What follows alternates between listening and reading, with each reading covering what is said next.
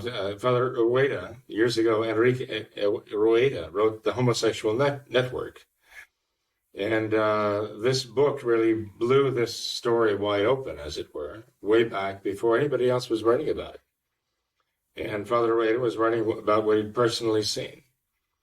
And so 20 years later, when it became, the chickens had come home to roost, so to speak, and it could no longer be hidden.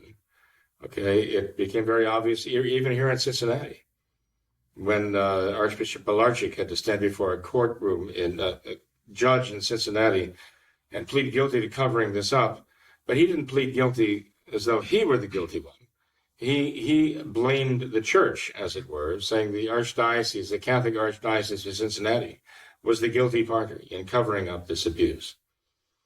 And now, we had the current conflagration, starting with the Pennsylvania grand jury report. And it's all back in the news again. And Francis is keeping it there and actually using it for his own purposes, because he's trying to destroy any idea of what it is to be a clergyman.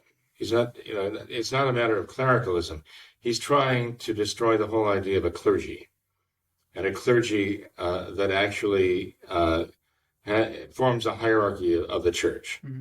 He's trying to reconstitute the church, trying to tear down the traditional Catholic Church, all the vestiges that remain.